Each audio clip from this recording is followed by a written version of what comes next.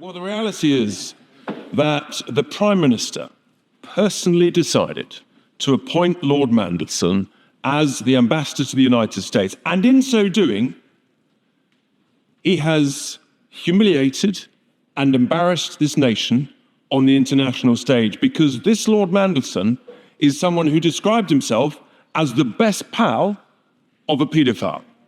Someone who advised that paedophile, when in prison, to use that time in prison as an opportunity. Truly shocking. And there are two separate issues here that require proper examination. Firstly, the judgment of the Prime Minister, and then secondly, did he inadvertently mislead the House last Wednesday in responding to the Leader of Opposition? And let's look at the judgment of the Prime Minister.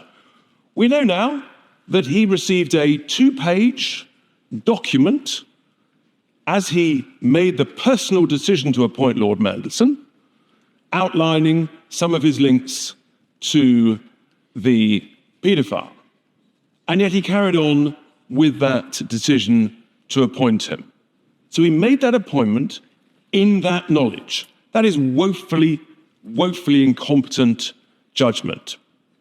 He then made the judgment last week in the knowledge that there was a cache of emails about Lord Mandelson's links to this paedophile. He made the judgment as a lawyer who supposedly is forensic, not to ask the questions about what was in the emails. That seems to me an absolute failure of judgment. And then he made the judgment to come to this House and say that he had confidence in the man over whom he knew there was a cache of emails that he thought it was inappropriate to ask the detail about. The whole point of lawyers and barristers is they do that DD, that diligence. But no, not our Prime Minister. Which brings me on to the critical issue of whether the Prime Minister inadvertently misled the House. He said two things to the Leader of the Opposition. Firstly, twice, he said he had confidence in Lord Mandelson. And yet he knew the day before there's a cache of emails that he didn't want to know the detail of about Lord Mandelson's links to Epstein. And then, the day after, he fired him. How is it credulous to believe that you can have confidence in a man given those two facts within a 24-hour period?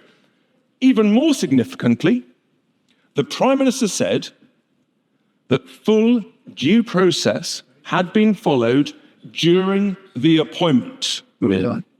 We now learn that this is not the case, because actually the due process was carried out after the decision by the Prime Minister to appoint Lord Mandelson and after it had been announced to the world at large. And therefore, those two things cannot be true.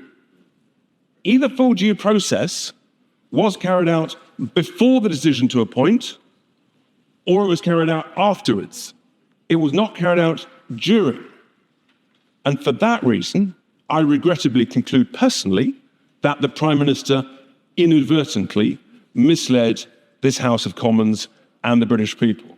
And I think, therefore, that this Prime Minister needs to come to the House and give absolute clarity on what he knew, when, why he made those decisions, and why he chose not to ask the detailed forensic investigations at the appropriate time. Certainly.